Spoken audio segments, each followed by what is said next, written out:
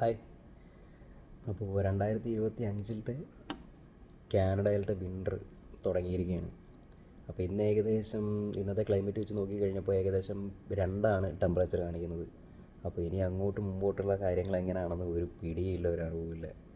അപ്പോൾ വാൻ ലൈഫൊക്കെ ചെയ്യുന്ന സമയത്ത് ഈ ഒരു കാര്യങ്ങൾ ഏറ്റവും കൂടുതൽ ശ്രദ്ധിക്കേണ്ട ഒരു കാര്യങ്ങളാണ്. അപ്പോൾ ഒരു ഹീറ്റർ ഉണ്ടെന്നുണ്ടെങ്കിൽ ഒരു റൂമിന് പക്കായിട്ട് നമുക്ക് സംവിധാനം ചെയ്യാൻ പറ്റും. ആ ഒരു ചൂട് കറക്റ്റായിട്ട് എല്ലായിടത്തേക്ക് എത്തിക്കാൻ പറ്റും. അപ്പോൾ ഞാനിപ്പോൾ അതൊരെണ്ണം നോക്കി വെച്ചിട്ടുണ്ട്, നമുക്കത് വാങ്ങാം. പിന്നെ അതിൽ കൂടുതൽ ഭയങ്കര സീനാവുകയാണോ എന്താവുകയാണെന്ന് നമുക്കൊന്ന് നോക്കാം. പോയി ഓരോ ദിവസം ഗ്രാജുവലി ആണല്ലോ ഇതിങ്ങനെ ഇൻക്രീസ് ആയിട്ട് വരുന്നത്. അപ്പോൾ നമുക്ക് ആ ഒരു ദിവസത്തിൻ്റെ ഓരോ കണക്കനുസരിച്ച് ഇപ്പോൾ ഏകദേശം തണുപ്പ് ഭയങ്കരമായിട്ട് തുടങ്ങിയിട്ട് ഒരു 2-3 ദിവസമായി. അപ്പോൾ ആ 3 ദിവസം നേരെ സർവൈവ് ചെയ്യാൻ പറ്റി. ഞാൻ വെറും പുതപ്പും കൊണ്ടാണ് സർവൈവ് ചെയ്തത്. ചുമ്മാ നമ്മൾ നിൽക്കണം പിന്നെ ഇട്ടാലും നമുക്ക് സർവൈവ് ചെയ്ത് പോകാൻ പറ്റി.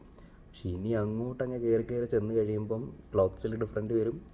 അതുപോലെ തന്നെ നമ്മൾ ജാക്കറ്റൊക്കെ ചിലപ്പോൾ ഇട്ടുകൊണ്ട് കിടന്നുറങ്ങണം, അല്ലെന്നുണ്ടെങ്കിൽ അങ്ങനെ കിടന്നുറങ്ങാൻ പറ്റുന്ന പോലത്തെ ഒരു ഇതുണ്ട് ക്യാമ്പിന് വേണ്ടിയുള്ളത്.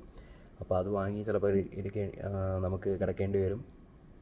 അപ്പോൾ ഓരോ ദിവസം എങ്ങനെയാണെന്ന് നമുക്ക് ഓരോ ദിവസവും പുതിയ ദിവസമായിരിക്കും നമുക്ക്.